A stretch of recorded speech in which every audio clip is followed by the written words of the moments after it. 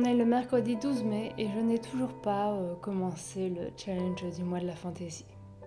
Enfin si, j'ai commencé Le désert des couleurs de Riley Wallenstein aux éditions Scrinéo, mais j'en suis pas très loin.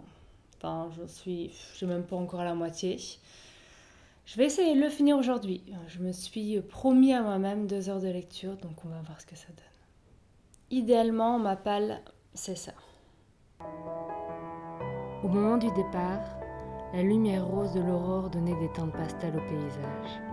La température montait rapidement. Cabalraï contemplait, fasciné, le soleil apparaître lentement au-dessus des dunes. Jamais il n'avait assisté à un tel spectacle. Le cratère étriquait les perspectives. Aujourd'hui, il en profitait dans tout son gigantisme, et malgré l'éblouissement que lui causait ce grand disque de feu, il ne sciait pas.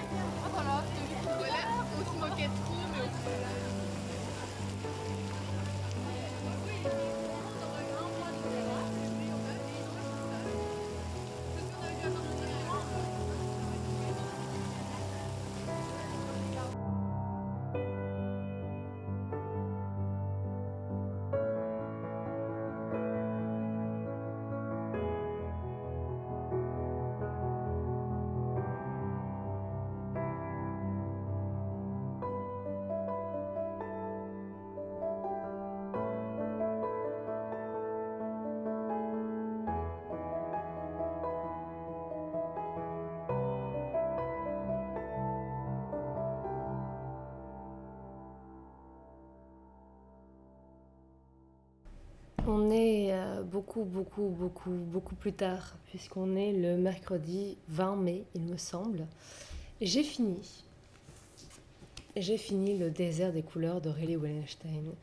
Et j'ai beaucoup apprécié cette lecture.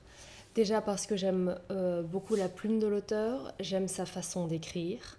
Et j'ai surtout beaucoup apprécié le côté très poétique de cette histoire. Je ne pense pas que je vous ai raconté l'histoire de ce livre. On est dans une cité qui est entourée d'un désert de couleurs. Et en fait, ces couleurs ne sont pas anodines puisque chaque grain a une couleur particulière puisqu'elle reflète en fait un souvenir d'une personne. Donc forcément, un humain qui va dans ce désert se retrouve à petit perdre ses souvenirs. Si on résume en gros.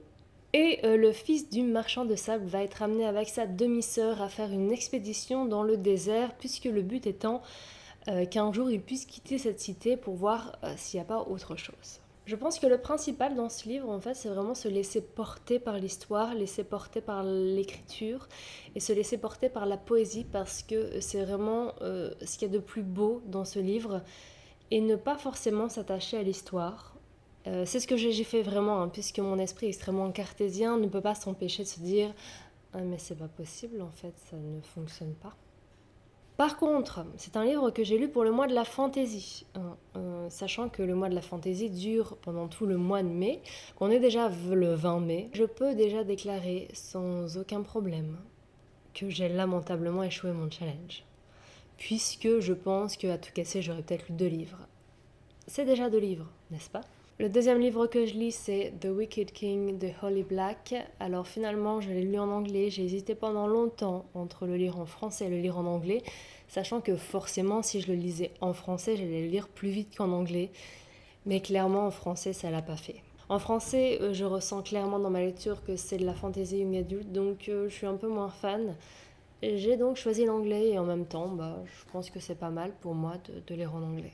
Sinon, par contre, rien à voir avec le mois de la fantaisie, je suis en train de lire La Curée d'Émile Zola. J'avais lu La Fortune des Rougons il y a un peu près 1 an, je pense. Et justement, Anastasia et Nabolita ont lancé, il me semble, en avril ou un peu avant mars.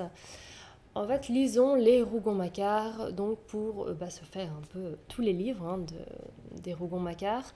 Ça va prendre longtemps, je pense, puisque c'est un livre tous les 2 mois. Et là, justement, on est dans la curée. Donc, voilà, je participe à ce challenge. Après, je ne sais pas à quel rythme je vais les lire, mais je vais les lire. En gros, je ne sais pas si je vais suivre le challenge à chaque fois. Peut-être qu'il y a certains livres que je lirai plus vite, d'autres que je mettrai plus de temps. Donc, je sais pas, je verrai. Mais je vais les lire.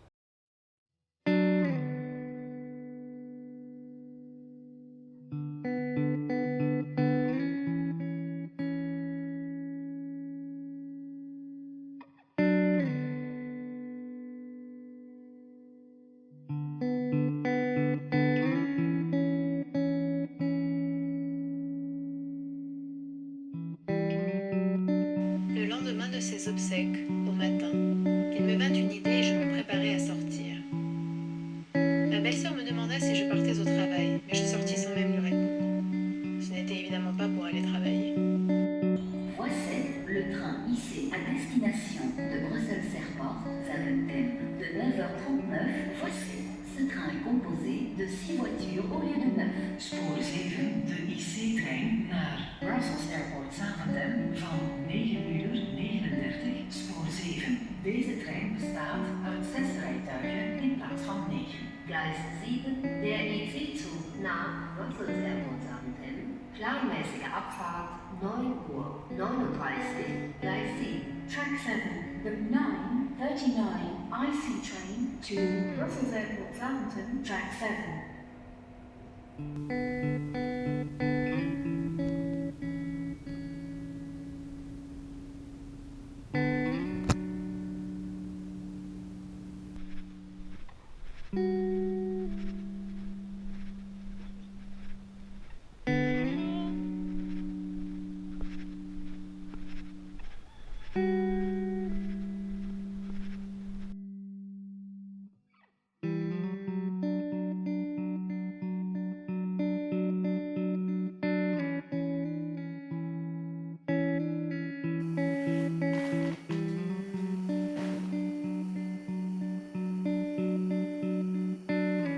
Je suis crevée.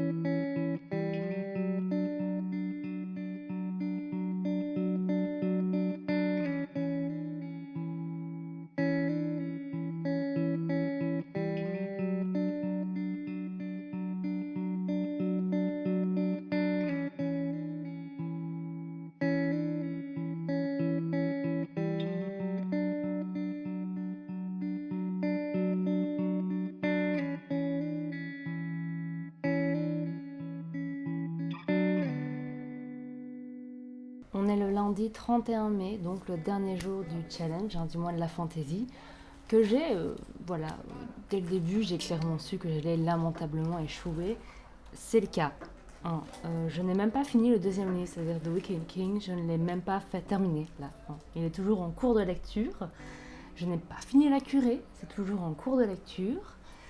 En fait, j'ai pas lu grand-chose pendant ce mois de mai. Enfin si, j'ai quand même lu 1991 de Franck Tillier. Je trouvais que c'était une chouette lecture. Le seul problème, c'est que j'avais pas du tout envie de lire ce style-là à ce moment-là. Et donc, j'ai pas réussi à rentrer dedans. Mais en soi, c'est un très bon Franck Tillier. Sinon, c'est la fin de cette vidéo. J'espère qu'elle vous aura plu. N'hésitez pas à venir me parler en commentaire. Et je vous souhaite une excellente semaine, un excellent mois. Je ne sais pas vraiment quand je reviendrai. Donc, à très vite. Bisous. Pourquoi j'ai fait ça? Salut.